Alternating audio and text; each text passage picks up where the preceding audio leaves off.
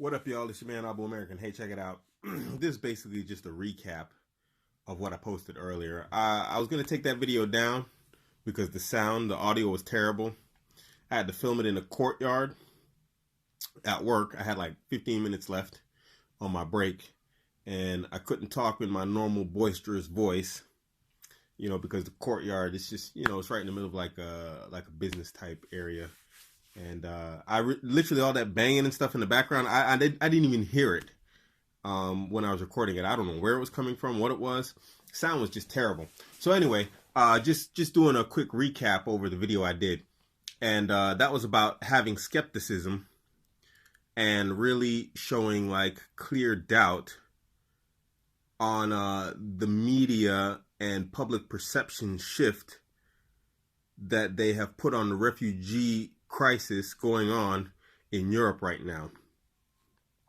And that's because when you look online, and I'll try and see if I can't find the article again. I always say I'm going to put stuff in the description box, but I'll do my best to find this article. And it shows how like demographically Europe is just dying. Especially Germany. Germany and Italy, they have exceptionally low replacement population birth rates. It's negative. And I think the last time I read, it was several years ago, they said like if each German woman had like 6 children each, they still wouldn't be able to recover, their population decline in like the next 100-something years. It's a ridiculous number that the women would have to, basically, pop out in order to bring the birth rate back to normal in like 100-year period, something like 6 children per woman. Like every generation. So you got to imagine like each generation, I don't know if if every kid born is, every 3 kids.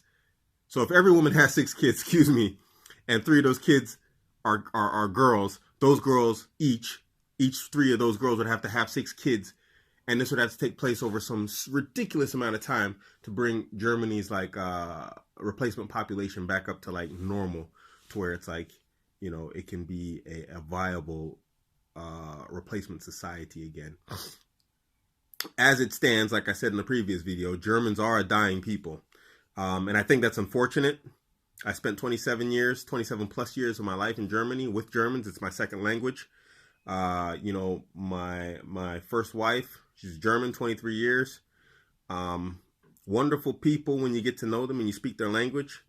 Very crafty. Very, ingenious people. They Mercedes, Audi, BMW, all the nice fancy technology. They're really good manufacturers of like just, technologies and whatnot. It's going to be a shame, when they're gone as a people, the world will be poor for it. And that's just a simple fact.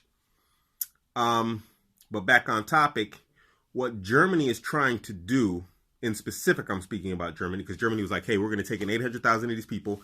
And it was a real big deal that, they sent buses over to Hungary or somewhere like this. And they're like, they say, hey, come on in. My humble opinion is this is not a humanitarian move.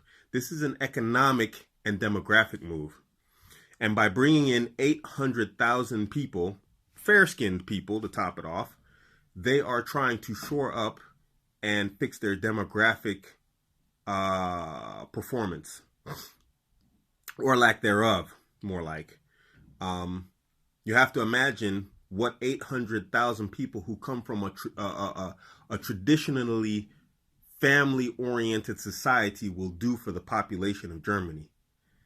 Even if half of those 800,000 people have children, on the scale that they normally would in Syria and Somalia and all these other countries that they're taking these people from. But I think they said in specific they're taking 800,000 Syrians in specific. They didn't mention Somalis or sub-Saharan Africans, which I think is also telling. But nonetheless, here nor there, I won't speculate on that. I'll have to do the research on that before I make some sort of accusation or claim in that regard.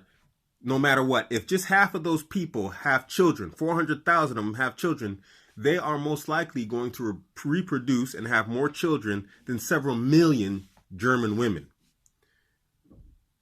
That's a big deal for a place that's dying off. Now, why is this important to Germany? Germany is going through an economic boom. And that economic boom is completely useless when everybody's retiring soon and there's no replacement generation, of laborers to pay for the retirement and to keep that boom going by continuing working and producing all the products that they sell globally. I think it's predominantly engineering equipment and automotives, Mercedes and whatnot that everybody loves driving. Oh, you can see my gray hair. That's awesome. So, don't buy into the media hype. Also, don't buy into the hype like the top 5 Arab Gulf countries don't take in refugees. You see, when you look at like Gulf countries, Saudi Arabia, Qatar, Kuwait, UAE, Bahrain, and that's the top 5, I believe it is. Someone correct me if I'm wrong. They look at them. They don't have refugees in general. They generally don't have refugees at all.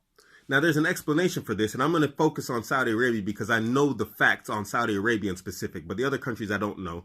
Qatar, I know specifically, did have Syrian refugees because I met some while I was there, and I lived in Qatar for 6 years, so I know that's an outright lie. Anyway, Saudi Arabia in specific has no refugees at all, but they do take Syrians in their country that are fleeing the conflict. Now, you might think, how is that possible? People are fleeing the conflict, they're coming to Saudi, but they're not refugees because Saudi Arabia gives those people resident status. Now, as you know, if you're a resident, you're not a refugee. Refugees in Europe are not allowed to work. They do get a monthly paycheck and a stipend and whatnot, but they're not allowed to work. I think they are allowed to pursue education, but I don't think university level. I think it has to be like language and other courses that are offered by the government and state, sponsored schools. So really, their status in Europe is worse than what it is in the Gulf. So how is it that you can make the claim Saudi Arabia doesn't take any refugees? 0. No, okay, technically they don't. But they take in Syrians and give them they give them residency status. So a resident is not a refugee. He's a person who is resident in the country. So of course it shows that they don't have any refugees in the country. He's a resident. Why are we going to call him refugee? We gave him a normal life in this country. Come here. You speak Arabic. We speak Arabic. You got a skill. We have positions. We have available work for you. Take the job and work.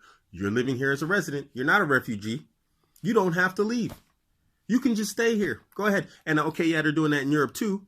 But don't like throw Saudi Arabia and Gulf countries under the bus and they're doing the right thing. They're giving these people full status in their country. So what we see here is like a media skewering, yet again, of a particular demographic of people. Oh, we're so great. We're taking in all these refugees. All those bad Arabs. Oh, shame on them. They have no refugees. Shame on you for telling lies. It's pathetic. It's pathetic that so many people buy into such BS and rhetoric on a consistent basis. And, I'm going to start getting loud again like I did on my last video. But where's, when I ask where's the men, I'm asking where's all this great independent thought? Everybody's got all these wonderful memes all over the internet. How about all the world's a bunch of idiots and whatever else. And then you fall for the most transparent garbage that an individual can throw in your face and you just slap it up. You can give me more. You're like addicted to this garbage that the people tell you. And that's the purpose and point of propaganda. And if you start buying propaganda, if you don't do your research or if you don't know and you just start eating and swallowing this stuff up that they say, then you should probably understand the statement on propaganda. There's a statement that said propaganda is not designed to fool the critical thinker. It's designed to give a moral coward an excuse not to think at all. So if you're not critically thinking and looking at the facts, then that means you're a moral coward. Guys, come on now. Anyway, I just wanted to recap, build upon that a little bit more. This turned into a 10-minute video, and that wasn't the intention. This is Abuamerican. I'm out.